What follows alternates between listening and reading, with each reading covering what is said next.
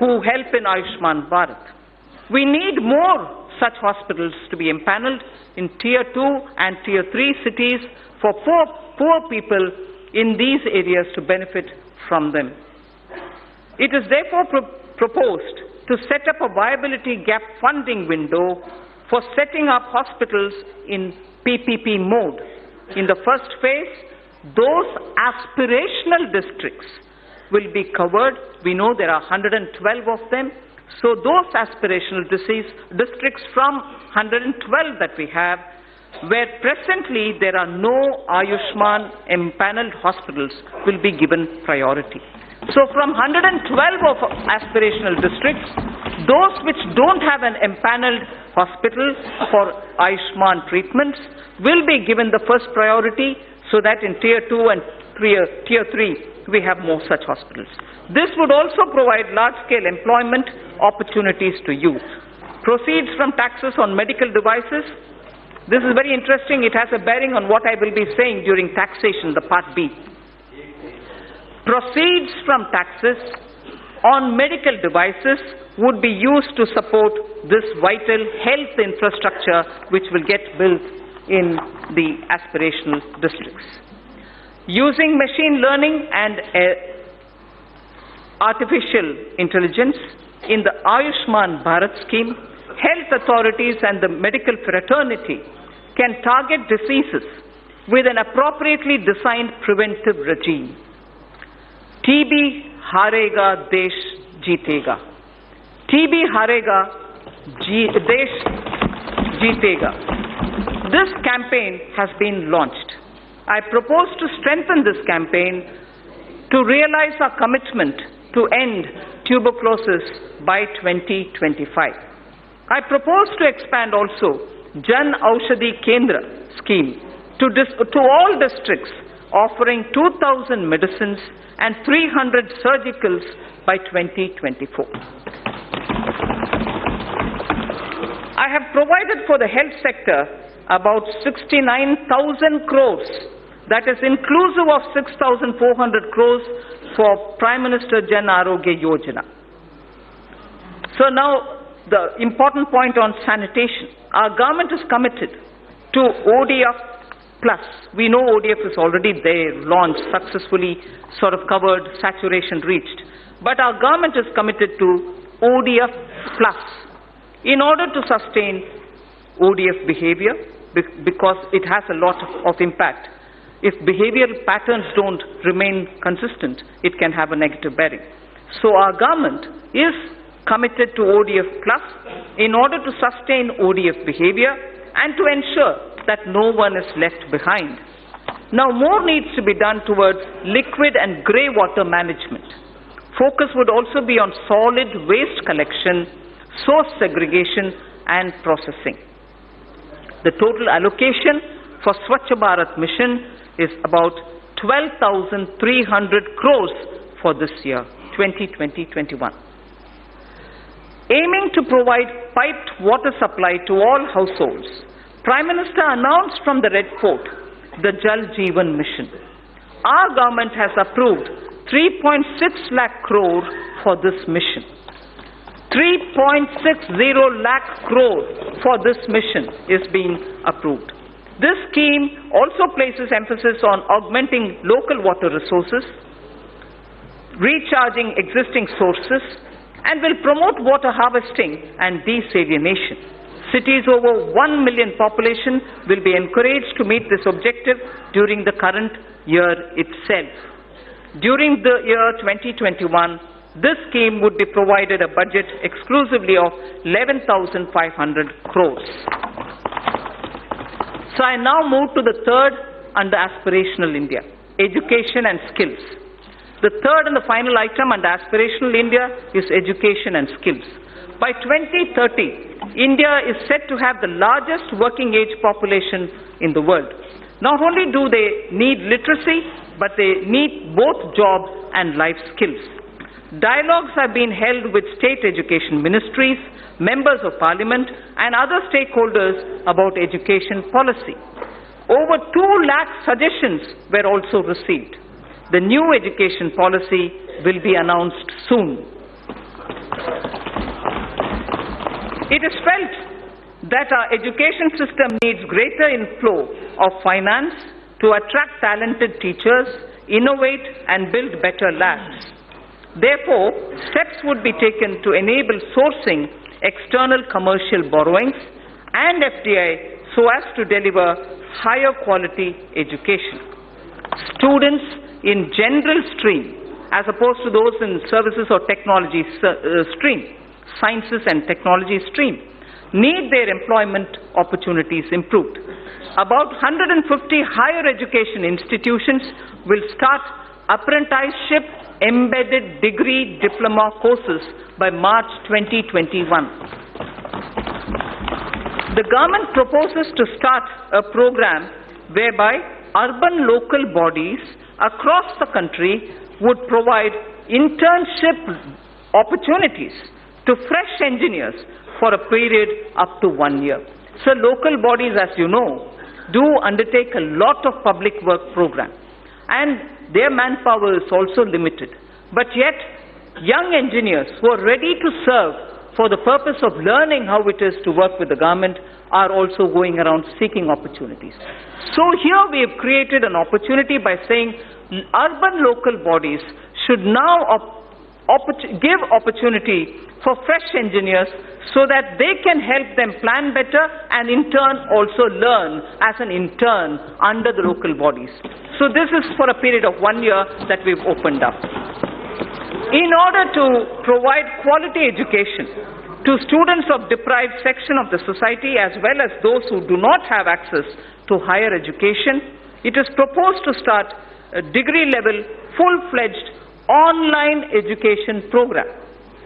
This shall be offered only by institutions who are ranked within top 100 in the National Institutional Ranking Framework. Initially, only a few such institutions would be asked to offer such programs. Sir, India should also be a preferred destination for higher education. Hence, under its Study in India program, an IND SAT exam is proposed to be held in Asian and African countries. It shall be used for benchmarking foreign candidates who receive scholarships for studying in Indian higher education centers. A national police university and a national forensic science university are being proposed in the domain of policing science, forensic science and cyber forensics. There is a shortage of medical doctors. There is a shortage of qualified medical doctors, both general practitioners as well as specialists. In order to meet this requirement, it is proposed to attach a medical college to an existing district hospital in PPP mode. Those states that fully allow facilities of the hospital to the medical college and wish to provide land at a concession would be able to receive viability gap funding from the center. Details of the scheme would be worked out soon, so we aim to have at the district level with hospitals which are being extended for medical college training and also for producing more doctors, viability gap funding will also be extended. So the National Board of Examination imparts PG medical qualification, diploma and fellow of National Board, DNB and FNB. The government will therefore encourage large hospitals with sufficient capacity to offer resident doctors the DNB and FNB courses under the National Board of Examinations. There exists a huge demand for teachers, nurses, paramedical staff. There is a huge demand abroad for teachers, nurses, paramedical staff and caregivers. However, their skill sets many a time do not match the employer's standards and therefore need to be improved. I propose that a special bridge course be designed by the Ministries of Health, Skill Development together with professional bodies to bring in equivalence. Language requirements of various countries need also to be included. All these should be achieved through a special training package. our government proposes to provide about 99,300 crores for education sector in 2021 and about 3,000 crores for skill development. So I move to the second theme, economic development. Aspirational India, economic development and caring society. I'm now talking on economic development. And in economic development, industry, commerce and investment are the ones which come first in our. So the most important thing as an introduction I'd like to say here, the guilds of Saraswati Sindhu civilization and the Harappan seals are remarkable. Saraswati Sindhu civilization is about 4,000 before the Common Era. They belong, the seals in particular, belong to 3,300 BCE, before the Common Era. Words from the Indus script, which are all hieroglyphs, have been deciphered. Words from those hieroglyphs have been deciphered. Interesting words which we need to know when we're talking about commerce and industry. Commerce and trade-related words show how India for a millennia has been a continuing civilization with rich skills in metallurgy, rich skills in trading and so on. Sreni is a word found in the Harappan seals, which means guild. Seti is a word found in the Harappan seals, which means wholesale merchant. Seti was a wholesale merchant in the Sindhu civilization, Saraswati Sindhu civilization. Poddar is an affair of metal into treasury. And also, it's a continuing maritime power in terms of commerce and industry. Sakara Khurmi is using word which shows blacksmithery and also iron and tinsmithery existed that time. So, India's commerce, India's industry, India's trade in such materials which were all unique to India have existed and continues to exist over the millennia. So entrepreneurship has always been the strength of India. That's the point I wanted to explain. I'm sure many members already know it and therefore they are a bit restless. Entrepreneurship has always been the strength of India.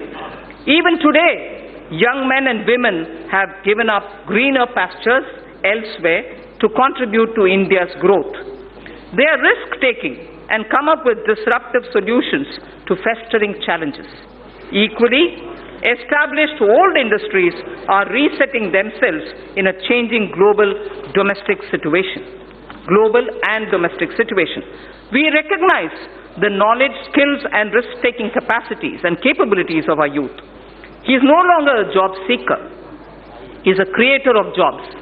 Now we wish to create more opportunities and remove roadblocks from this path.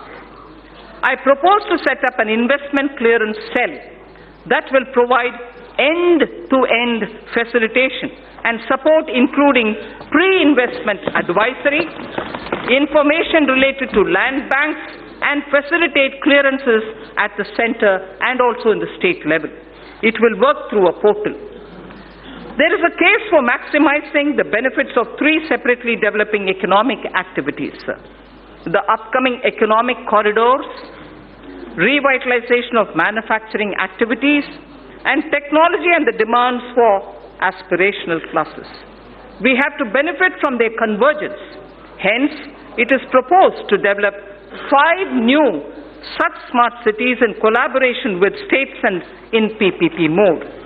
Such sites would be chosen that offer the best choices in terms of the aforementioned principles. India needs to manufacture networked products that will make it a part of global value chains.